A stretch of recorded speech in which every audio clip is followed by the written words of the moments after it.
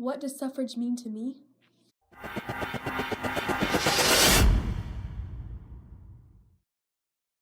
It means freedom. I've been studying history for over a decade, and I can tell you as a professional that women's suffrage was one of the major factors for dictating society today.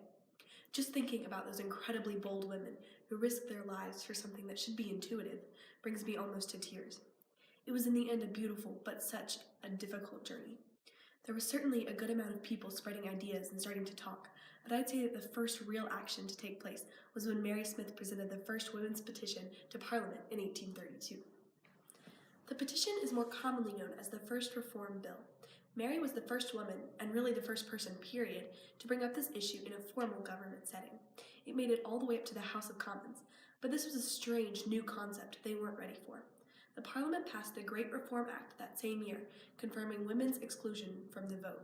So, this probably seems insignificant since nothing really happened legally, but Mary was really the one to kick off this whole period of women doing something real instead of just talking. So I see that as a major accomplishment. You know, I have a degree in women's studies, but I really appreciate the men in this period who did their part too.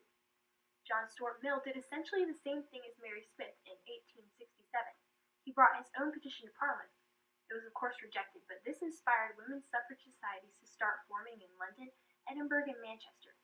And of course he tries again. Now, it again didn't make it through, so the women decided it was truly time to do something. If even a man couldn't change things. So they formed the National Society for Women's Suffrage. After the society was formed, it was only a matter of time before the Isle of Man gave property-owning women the vote. Now this was only a small province, but it was truly the first place women started gaining their freedom from this long-going male oppression. By the 1900s, many self-governing colonies like New Zealand and many in Australia finally gave women the right to vote. However, discriminatory restrictions were not abolished in Australia until 1962. As a women's study doctor and a proud feminist, I wish so much that I could have been a part of the NUWSS, the National Union of Women's Suffrage Societies. Millicent Garrett Fawcett, one of my personal heroes, headed up the group, which eventually had more than 20 national societies in support. From then on, for about 30 years, the group brought forward numerous petitions and bills and resolutions to the House of Commons, but none were accepted. Despite frequent rejection, these women were resilient and kept pushing for their freedom. They were based out of a little place on Gower Street in London, and I can only imagine the inspiration and empowerment that must have been bursting from that room after every meeting. After spending years of their lives devoted to this group and then seeing no results, Emmeline Pankhurst with her two daughters, Christabel and Sylvia, left the group to start the Women's Social and Political Union, the WSPU. It was a fine setup, but then the violence started in 1905 when Christabel Pankhurst and Annie Kinney were arrested and put in prison. This inspired the iconic slogans for suffragettes, votes for women. This was a scary time for women. You know, this was just a noble idea, sitting room gossip, and now there were people being locked up. I mean, I can't even imagine that. Thank goodness someone with power understood the situation. In 1906, the Liberal Prime Minister, Sir Henry Campbell Bannerman, started publicly supporting the women's suffrage. The NUWSS was re-energized by this higher support and continued to petition and protest at the Commons. This went on for years until even more action was taken. In 1907, the Women's Freedom League, the WFL, was formed and led by Charlotte Despard after breaking away from the WSPU in response to domination of the movement by the Pankhursts as leaders. The WSPU was in favor of democratic and constitutional organization and to address a wider agenda of women's issues, and even started a public newspaper called The Vote. In 1909, the first hunger strikes were started by suffragettes. The first to actually begin starving herself was Marianne Wallace, and soon many others followed in her footsteps. Women were starving themselves as a form of protest. Their families eventually had to turn them into hospitals to be force-fed. But this wasn't enough for some. After the hospitals started receiving so many starving patients, the government had to get involved. Prisons started filling with starving women, and the force feeders were brought directly to their cells. They were treated slightly different from other prisoners because the government recognized that their imprisonment was due to political issues and not criminal ones, but it was still far from pleasant. People didn't know what to think until interviews started hitting the papers, and outrage ensued. You could read in your morning newspaper the gruesome tale some poor woman gave of her force-feeding experience, and the people were disgusted. instead of being glad that these potentially mentally ill women were receiving the care they clearly needed. The general opinion became calling force-feeding inhumane and an invasion of the body. In 1911, the No Vote, No Census protest was performed by suffragettes at the coronation procession for George V. It was the largest seen crown for a coronation in England to that date. After their march, the women were invigorated to hear that the Liberal Party had been re-elected, and were even more encouraged when they heard that the new conciliation bill passed in the Commons extending their right to vote, but it was unfortunately abolished only several months later. 1912 was an exciting time. Women were angry, and even more so than before, after the new coalition bill was recalled. So they took matters to another level: window smashing. It was violent. Women were so bent on getting the vote that they turned to pure violence. After this, more and more began to be arrested. In 1913, the Cat and Mouse Act was introduced.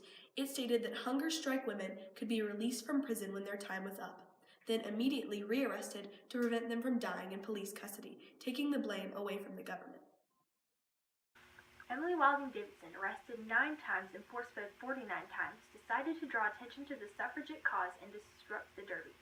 With a return train ticket and another to a dance that evening in her bag, she stepped in front of the King's speeding horse Amber, possibly to attach a WSPU banner of suffragette colors to its bridle.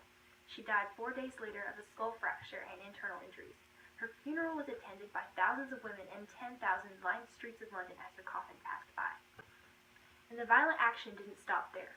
World War I was declared on August 4, 1914, and became the main priority. Suffrage prisoners all over the country were released, creating mild havoc. However, something positive did come out of this war time for the suffragettes.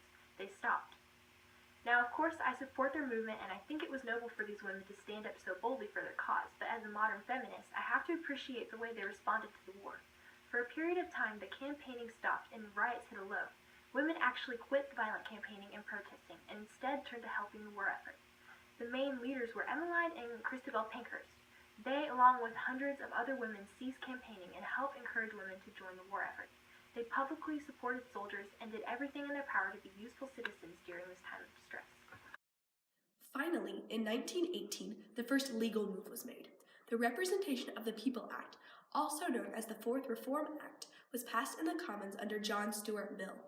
In summary, it stated that all men over 21 could vote where they lived. Men over 19 and in the service could also vote. Women over 30 could vote only if they were a member or married to a member of the local government register, a property owner, or a graduate voting in the university electorate. In 1919, the first woman ever entered the Commons. American-born Viscountess Nancy Astor was a strong-willed woman. I wish I could have met her. She started stirring things up from the first day. She served as a member of the Conservative Party for Plymouth Sutton until 1945, when she was persuaded to step down. She was viewed by some as too upper class to understand the people, and was very outspoken and brash with her words, something that was not seen as appealing in those days. She eventually fell out of the public eye when her son was arrested for homosexuality and soon left the Commons. Finally, nearly 10 years later, after Nancy Astor left the Commons, the Amendment of the Representation of the People Act was formed, allowing everyone over the age of 21 to vote. It was passed by the Conservative Party without much debate. This act widened suffrage by giving women electoral equality with men.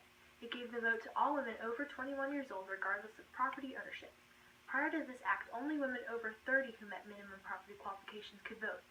The act added 5 million more women to the electoral roll and had the effect of making women a majority, 52.7% of the electorate in the 1929 general election. It was a long journey, one filled with danger and bravery, and the women that stood up for what they believed in made a real difference in the world. Every woman today should be eternally grateful for their sacrifices and be inspired by their actions to go out and do the same. Fight for what's right. Pioneers may be picturesque figures, but they are often rather lonely ones.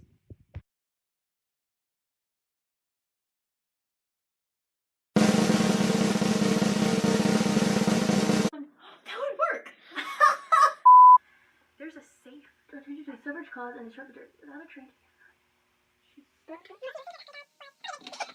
By the way, Hannah just found the safe for the church, so if it goes missing. I'm straight. This shirt strangles me sometimes. It was a... Blow your nose in your skirt. I can't read my teleprompter. I wasn't filming. Seriously? But such a dangerous journey. Sorry.